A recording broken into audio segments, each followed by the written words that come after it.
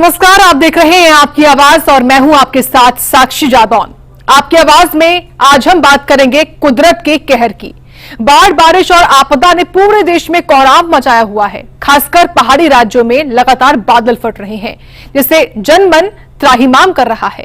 हिमाचल में एक बार फिर से 3 जगहों पर बादल फटने से काफी नुकसान हुआ है, तो वहीं जम्मू कश्मीर के किश्तवाड़ में भी बादल फटने से कई लोगों की मौत की आशंका जताई जा रही है। इन इलाकों में सुरक्षा कारणों से प्रशासन ने हाई अलर्ट जारी किया हुआ है और कई गांव खाली भी करवाए गए हैं। सड़कें, पुल, घर और फसलें तबाह हो गई हैं। सवाल है कि आखिर कैसे बचेगी आपदा से जान। इस पर जानेंगे हम आपकी राय, लेकिन उससे पहले एक पूरी रिपोर्ट दिखाते हैं इस खबर पर।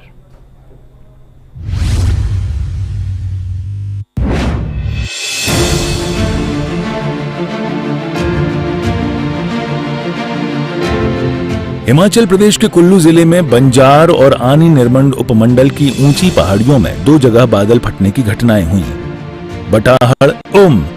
बठाहड़ क्षेत्र में बादल फटने से तीर्थन घाटी में भारी नुकसान, जहां कॉटेज, वाहन और सड़कें बह गईं। आनी के खड्ड में बाढ़ ने कई घरों और दुकानों को अपनी चपेट में ले लिया। श्रीखंड, महादेव, भीम डवारी क्षेत्र में भी बादल फटने से सड़कें और छोटे पुल क्षतिग्रस्त हुए। प्रशासन ने निचले ग्रामीण क्षेत्रों में कई गांवों को खाली कराकर लोगों को सुरक्षित स्थानों पर पहुंचाया। दूसरी ओर लाहौल स्पीति की मयाड़ घाटी में करपट नाले में बुधवार को अचानक आई बाढ़ ने भारी तबाही मचाई। करपट, चंगुट, तिगरेट और उड़गोस गांवों में 3 पुल, कई सड़कें, घर और फसलें बर्बाद हो गईं। करपट गांव बाढ़ की चपेट में आने से बाल बाल बचा, लेकिन आसपास के क्षेत्रों में भारी नुकसान हुआ। प्रशासन ने एनडीआरएफ और एसडीआरएफ की टीमें तैनात की हैं और लोगों को सुरक्षित स्थानों पर रहने की सलाह दी है। तो वहीं शिमला के रामपुर क्षेत्र के नानटी में बादल फटने की घटना भी सामने आई है। इस दौरान एक पुल बाढ़ में बह गया। इसके अलावा किसी तरह के नुकसान की सूचना नहीं मिली है।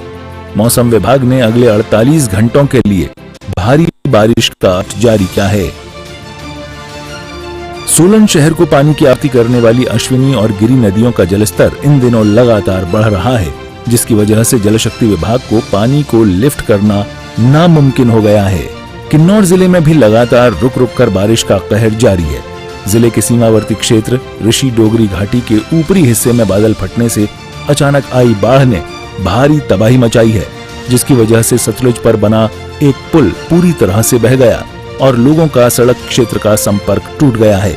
और सतलुज नदी का जलस्तर और मलबा बढ़ने की वजह से करछम वांगतू नाथपा बांध के द्वार खोल दिए गए हैं, जिसकी वजह से निचले इलाकों में रहने वाले लोगों के लिए खतरा बढ़ गया है। ऊना में भी सुबह से हो रही मूसलाधार बारिश की वजह से जनजीवन अस्त व्यस्त हो गया है। यातायात प्रभावित है, रास्ते बंद हैं, जिससे लोगों में काफी गुस्सा भी देखने को मिला। कहना गया जी साडे घरां दे पानी है बहुत जी, रोटी पहले नहीं 7 दिनां च बनी, हुण क्या बननी आ।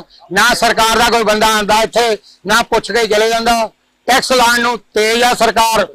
700 की बजाय 34,000 रुपया हर घर ने टैक्स दिता। 30,000 रुपया हर घर ने टैक्स दिता।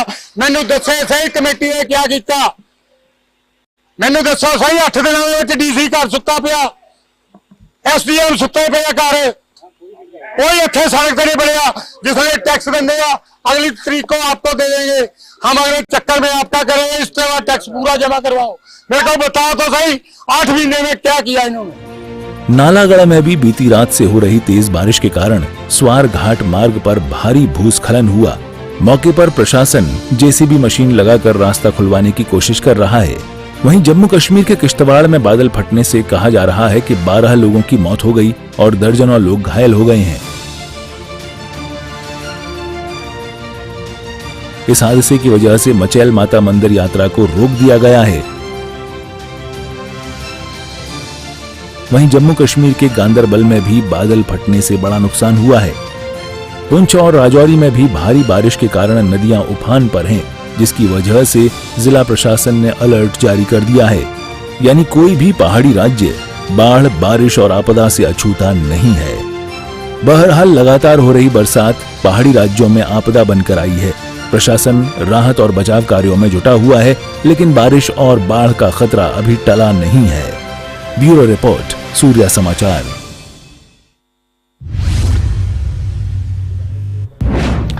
तो देश के मैदानी इलाकों में जहां बाढ़ और बारिश ने कोहराम मचा हुआ है, तो वहीं पहाड़ी इलाकों में, पहाड़ी राज्यों में हालात और भी ज्यादा चिंताजनक बने हुए हैं। ऐसे में आज हमारे इस मुद्दे में कई बड़े सवाल खड़े होते हैं। सवाल पहला ये कि आखिर पहाड़ों में क्यों बढ़ रही हैं बादल घटने की ये घटनाएं, बादल फटने की घटनाएं।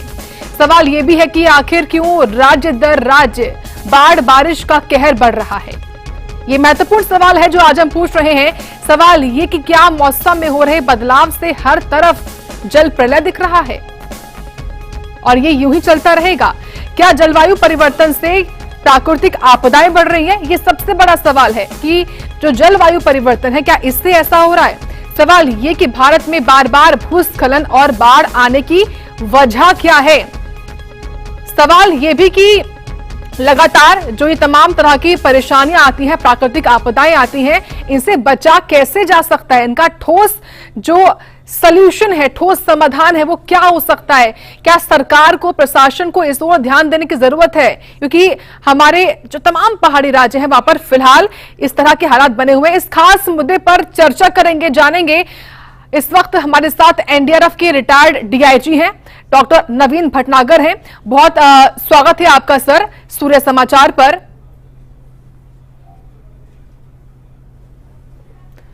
सर, आप तक अगर मेरी आवाज पहुंच रही है तो आपकी आवाज आ रही है? जी बिल्कुल। सवाल यही होगा मेरा। देखिए, आपने तमाम उत्तर भारत में खास तौर से पहाड़ी राज्य देखे होंगे, चाहे वो उत्तराखंड हो, हिमाचल प्रदेश हो या फिर जम्मू कश्मीर हो। हर जगह पर त्राहिमाम है, पहाड़ी राज्यों में बादल फट रहे हैं।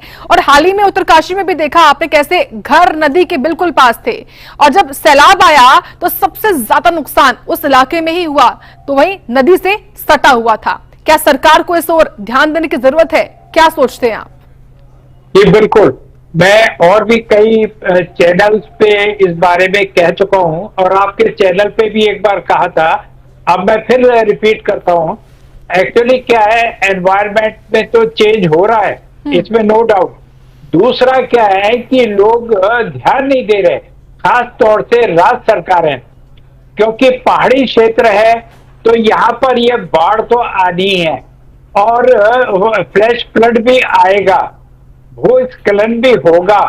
लेकिन इन्होंने क्या किया है कि एक तो इलीगल माइनिंग की है, दूसरा पेड़ काट दिए जो ऐसे टाइम में जो बाढ़ को रोक सकते हैं और भूस्खलन को रोक सकते हैं और जो एवलांच को रोक सकते हैं, तो वो पेड़ भी काट दिए। इसके अलावा जो हैवी कंस्ट्रक्शन कर दिया है। तीसरा, जो खास तौर से जो रास्ता है नदियों का, उसके किनारे इन्होंने परमिशन दे दी, लोगों ने रिसोर्स बना दिए, होटल बना दिए, मल्टी स्टोरी बिल्डिंग्स बना दी, जबकि ये लोड बियरिंग नहीं है। यहाँ पर ये इसकी सॉइल जो है कच्चे पहाड़ है। अब आप मुझे बताइए, जब पानी का वेग आएगा, फ्लैश फ्लड आएगा, तो कैसे ये सस्टेन करेंगे? नहीं कर सकते। और जिसका नतीजा है कि ये इतना भारी नुकसान देखने को मिल रहा है। और जैसा अभी हम लोग चर्चा कर रहे थे, ये आपका श्रीनगर में किश्तवाड़ में जो ये आया है फ्लैश फ्लड, वो ऐसा ही है। और इससे पहले जो उत्तराखंड में आया और जो इससे पहले 2013 में जो आया था, तो ये सारे जो फ्लड्स है, ये एक्चुअली क्या होता है, पहाड़ों के ऊपर जो है बर्फ की जो पिघलती है तो उसकी झीलें बन जाती है। दूसरा, जो ये बारिश होती है जरूरत से ज्यादा, इसका पानी स्टैग्ड हो जाता है और इसको हम लोग ध्यान देते नहीं, इसका सर्वे हम लोग करते नहीं। अब क्या होता है कि झीलों में जब बादल फटता है, बादल कैसे फटता है कि एक पानी से भरा हुआ बादल आता है और वो बीच में रुक जाता है, पीछे पीछे दूसरा भी आ जाता है और दोनों क्या पानी जो है एक स्थान पे गिरता है और डबल 100 मिलीमीटर से ज्यादा बारिश हो जाती है, तो वो जो है फ्लैश फ्लड में कन्वर्ट हो जाता है और बहुत ज्यादा बारिश होके और वो जो पानी गिरता है वो उससे वो जो डैम बने हैं, जो सैडल डैम है या जो झीलें बनी है, वो टूट जाती है। और वो जब टूटती है तो ये नतीजा आपके सामने है जो अभी आप और हम देख रहे हैं। जी बिल्कुल, बहुत महत्वपूर्ण बात आपकी ओर से कही जा रही है नवीन जी। और देखिए ना, कितने साल कितनी बरसात होगी, नदियों के जलस्तर क्या रहेंगे, ये नियंत्रण और पूर्वानुमान से बिल्कुल परे है। इन सभी को ध्यान में रखते हुए क्या नदियों के पास अवैध निर्माण भी हादसों का एक बड़ा न्योता है, बड़ी वजह, जो कि जैसा कि आपने कहा, क्योंकि जो प्रकृति है वो कभी ना कभी अपने असली रूप में, अपने असली स्वरूप में वापस आई जाती है। बिल्कुल, वो तो यही हो रहा है ना। अभी पहाड़ों पे यही हो रहा है। पहाड़, ये आज की बारिश नहीं है और ना ही ये पहली घटना है, इससे पहले बहुत घटनाएं हुई है। साल दर साल ऐसी घटनाएं होती रहती है। लेकिन क्या है कि हमारी राज्य सरकारें, अभी मैं आपको बता रहा हूँ, अभी कंपनसेशन दे दिया जाएगा, थोड़ा बहुत शोर मचेगा, प्रेस वाले अपनी अपनी रिपोर्ट सबमिट करेंगे और रिसर्च होगी, बस खत्म। उसके बाद फिर ये अगले साल का वेट करेंगे। तो ये गलत एक ट्रेडिशन बना रखा है राज्य सरकारों ने, खास तौर से जो हिमालयन रिज पर है।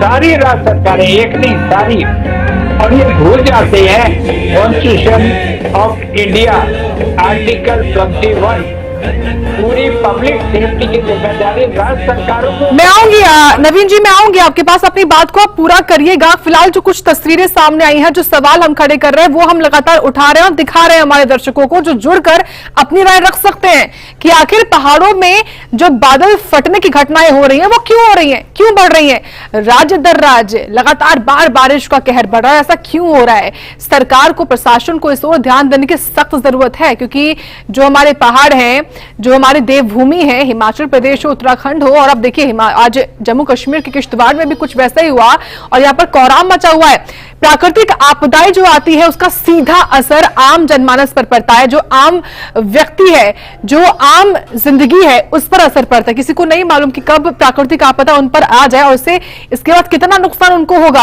हालांकि फिलहाल सरकार, प्रशासन जो है, अब जाकर जब ये घटनाएं होती हैं, जब बादल फट जाता है, तब जाकर मौके पर पहुंचती हैं, रेस्क्यू करती हैं। लेकिन अगर समय रहते, समय से पहले कुछ इंतजाम कर लिए जाए, या फिर जो नदी के किनारे घर बने होते हैं उन पर रोक लगा दी जाए, तो कितना सही होगा। नवीन जी अपनी बात अब पूरी करेगा। और जिस तरीके से जो पहाड़ी इलाकों में बड़ी नदियों और उनकी सहायक नदियों में एक निश्चित दूरी पर ही रिहाइश बसाने की, और क्या अब वक्त आ गया कि ध्यान देने की जरूरत है।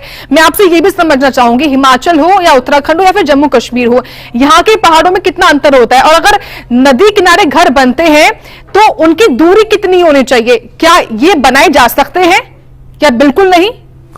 देखिए, इस बारे में ऑनरेबल सुप्रीम कोर्ट का क्लियर आदेश है। इसके अलावा जो है आपका नेशनल बिल्डिंग कोड, उसमें दिया हुआ है क्लियर कि कितना डिस्टेंस होना चाहिए, पहाड़ी क्षेत्र में कितना डिस्टेंस होना चाहिए, किस टाइप का कंस्ट्रक्शन होना चाहिए, क्या क्या चीजें, वो सब दी हुई है। कोई रॉकेट साइंस नहीं है जो हम नई चीज बता दें, सब दिया हुआ है। अब उसको राज्य सरकारें नहीं पालन करती है, या अपना कोई स्वार्थ होता है जिसके चलते वो लोग इस चीज पे इम्प्लीमेंटेशन नहीं कर पाते हैं, जिसका नतीजा आज आपके और हमारे सामने है। बड़ा दुख होता है कि एक हमारी लापरवाही से कितनी जानें चली जाती है। किश्तवाड़ में अभी 20 लोग के मरने की खबर है, 80 लोग घायल है, और पता नहीं कितने होंगे जब ये बाढ़ उतर जाएगी। बाद में जब सर्च होगा तो पता नहीं कितने दबे हुए लोग निकलेंगे, क्योंकि ये फ्लैश फ्लड है। और इसमें क्या होता है कि इसके अंदर मिट्टी, दलदल और ये होता है, वो ऊपर चढ़ जाता है और आदमी दब जाता है, पता नहीं चलता, वो बाद में पता लगेगा। अब मुझे बताइए, नदी के किनारे वो देवी मंदिर के पास इन्होंने कम से कम 30-40 टेंट लगा रखे थे, वहां यात्री रुके हुए थे। अभी तो यात्रियों की कोई गणना ही नहीं है, कौन यात्री कहाँ से आया है, क्या आया है, वो सब बाद में पता लगेगा।